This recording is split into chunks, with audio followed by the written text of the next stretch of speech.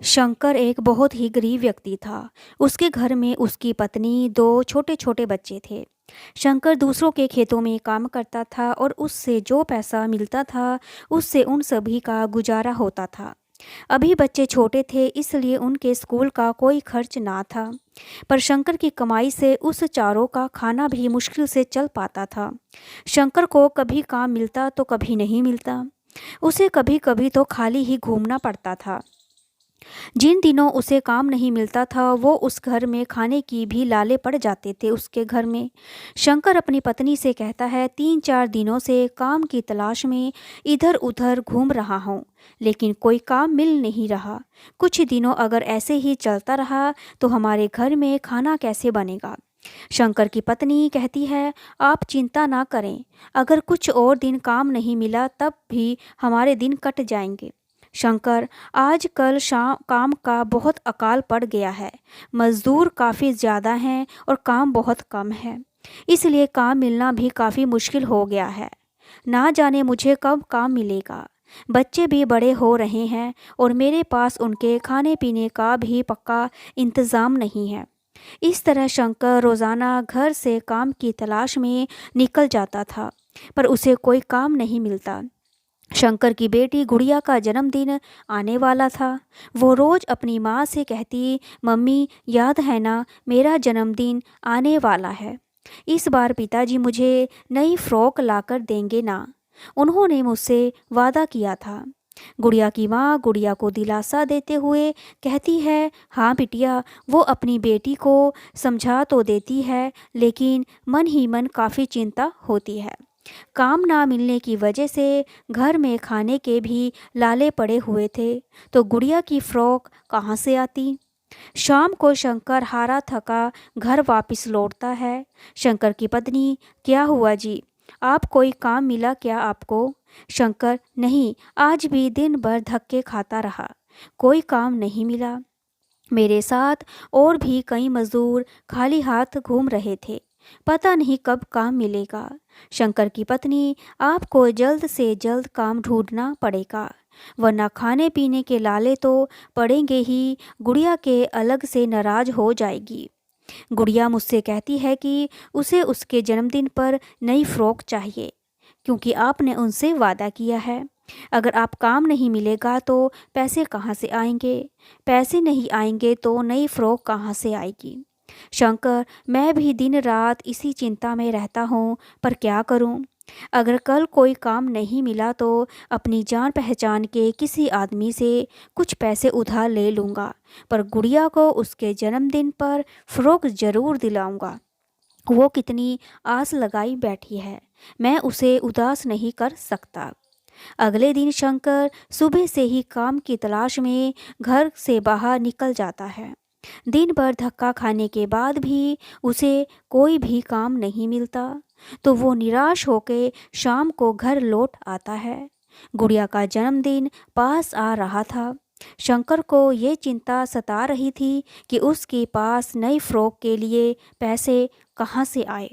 उसके पास तो कोई भी काम नहीं मिल रहा। शंकर अपने एक दोस्त से कुछ पैसे उधार मांगता है, भाई क्या कुछ दिनों के लिए कुछ पैसे उधार मिल सकते हैं। कुछ ही दिनों में मैं आपको आपके पैसे लौटा दूंगा। शंकर का दोस्त, अरे भाई, तुमको तो पता है आजकल काम की कितनी किल्लत चल रही है, मेरे पास तो खुद के खर्चे के लिए भी पैसे नहीं हैं। इस तरह शंकर 2-3 लोगों से पैसे मांगने की कोशिश करता, लेकिन उसे कोई पैसा नहीं देता। आखिरकार वो एक पेड़ के नीचे बैठ जाता। शंकर मन ही मन सोचता, अब मैं क्या करूं, भला अपनी बेटी की एक छोटी सी इच्छा भी पूरी नहीं कर सकता। मैंने पूरी कोशिश करके देख ली, लेकिन कुछ भी काम नहीं आया। लेकिन मैं अपनी बेटी की इच्छा ज़रूर पूरी करूँगा, चाहे उसके लिए मुझे चोरी ही क्यों ना करनी पड़े। हे भगवान, मुझे माफ़ करना, मैं अपनी बेटी की आंखों में आंसू नहीं देख सकता हूँ। शंकर अपने मन में ऐसे विचार लेकर आगे बढ़ता है। कुछ दूर बाद उसे एक आलीशान मकान दिखता है।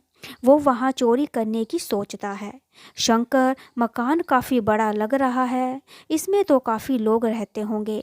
चलो मैं इस मकान के अंदर जाता हूँ, जो भी पैसे मिलेंगे उसे मैं अपनी गुड़िया के लिए एक नई फ्रॉक खरीद दूँगा। मैं ऐसा काम कभी ना करता अगर मुझे अपनी छोटी बच्ची का ख्याल नहीं आता। शंकर अपने भारी मन से विचार करते हुए उस मकान की ओर बढ़ता है। वो मकान में घुसने की कोशिश करता है। तभी सामने से मकान मालिक और उसकी पत्नी बाहर की ओर निकलते हैं और अपने नौकर से कहते हैं, देखो रघुराम, बिटिया का अच्छे से ध्यान रखना, उसे कोई भी चीज़ की कमी ना हो। हम लोग जरूरी काम से बाहर जा रहे हैं, शाम को लौट कर आना होगा। तब तक हमारी बिटिया को कभी भी अकेला मत छोड़ना। ये कहते हुए वो आदमी और औरत कार में निकल जाते हैं। उन्हें जाता देख शंकर सोचता है, चलो ये तो अच्छा मौका है, ये घर के बाहर लोग चले गए हैं, अब चोरी करने में थोड़ी आसानी होगी। सोचते हुए शंकर घर के पीछे के दरवाजे से घर में दाखिल होता है। रसोई के पीछे की दीवार की खिड़की से अंदर जाता। अंदर उसे कोई भी नजर नहीं आता। वो चुपचाप अंदर चला जाता है और चोरी के नियम से सामने वाले कमरे में जाता है। शंकर देखता है कि मेज पर नोटों की एक छोटी सी गड्डी पड़ी है। बस शंकर उसे तुरंत अपने कुर्ते में छुपा लेता है और वहां से भागने की कोशिश करता है। शंकर जैसे ही घर से बाहर निकलता है, तुरंत किसी के रोने की आवाज़ आने लगती है। बचाओ बचाओ, कोई मेरी मदद करो। एक छोटी सी लड़की मदद के लिए चिल्ला रही थी। शंकर खिड़की से वापस कूद जाता है और वहां जाता है जहां से आवाज़ आ रही थी। सामने का नज़ारा देखकर उसके होश उड़ जाते हैं। उस कमरे में मंदिर के दिए से आग लग गई थी और आग के बीच में फंसी एक छोटी सी लड़की जोर जोर से चिल्ला रही थी। वो लड़की व्हीलचेयर पर बैठी थी। लड़की पैरों से चल नहीं सकती थी। नौकर ये दृश्य देखकर घबरा गया और मदद के लिए चिल्लाने लगा, अरे कोई मेरी बिटिया की मदद करो, अरे भाई मदद करो। नौकर की हिम्मत ही नहीं हुई कि वो जलती हुई आग में कूदकर अपाहिज लड़की की मदद कर सके। शंकर उस समय सब कुछ भूल गया कि वो वहाँ चोरी करने के लिए आया था। वो उस बच्चे की जान बचाने के लिए उस कमरे में घुस गया। वहाँ रखे कंबल में से उस लड़की को लपेटकर शंकर बड़ी मुश्किल से अपनी जान बचाते हुए और लड़की की जान बचाते हुए बाहर निकल आया। उसके बाद उसने उस आग पर पानी डालकर उसे बुझा दिया। लड़की बेहोश हो गई। नौकर कहता है, अरे भाई तुम्हारा बहुत बहुत शुक्रिया, तुमने हमारी बिटिया की जान बचा दी, वरना हम अपाहिज लड़की का तो बाहर आना भी मुश्किल था। अब मैं जल्दी से फ़ोन करके मालिक को यहाँ बुला लेता हूँ और डॉक्टर को फ़ोन कर देता हूँ। नौकर तुरंत डॉक्टर को और अपने मालिक को फ़ोन करता है। कुछ ही मिनटों में घर का मालिक यानी कि लड़की के माता पिता वहाँ पहुँच जाते हैं। डॉक्टर तुरंत आकर उस लड़की को देखते हैं और कहते हैं, देखो घबराने की कोई बात नहीं, बच्ची बिल्कुल ठीक है, बस घबराहट की वजह से बेहोश हो गई। मैंने कुछ दवाइयाँ दे दी हैं, कुछ देर बाद सब कुछ ठीक हो जाएगा, पर अगर थोड़ी देर और हो जाती तो बच्ची के साथ कुछ भी गलत हो सकता था। उस घर के मालिक शंकर का शुक्रिया अदा करते हैं और घर का मालिक, तुमने मेरी बेटी की जान बचाकर हम पर बहुत बड़ा एहसान किया। तुम हमारे लिए एक भगवान की तरह आए हो, परंतु तुम यहाँ आए कैसे? शंकर उन्हें सब कुछ सच सच बता देता है। देखिए सेठ जी, मैं आपके घर में चोरी करने के लिए आया था। मुझे अपनी बेटी के लिए एक नई फ्रॉक लेनी थी। उसी के लिए पैसे की जुगाड़ करने के लिए मैं आपके घर चोरी करने के लिए आया था। मैं यहाँ से जैसे ही चोरी करके निकल रहा था, तभी अंदर से आवाज़ आने लगी। मैंने जलती हुई आग में उस बेटी को देखा तो मैं तो पूरी तरह घबरा गया। उसे बचाने के लिए आग में कूद पड़ा। अपनी बच्ची के प्यार में आकर मैंने ये गलत काम किया। आप चाहे तो मुझे पुलिस को दे सकते हो। घर का मालिक, देखो तुम दिल के बहुत अच्छे इंसान हो। तुम तो यहाँ चोरी करने आए थे, परंतु मेरी बेटी को मुसीबत से मैं देखकर खुद मुसीबत में फंस गए, मेरी बेटी की जान बचाई। ये तो बहुत ही अच्छे और ईमानदार व्यक्ति का संकेत है।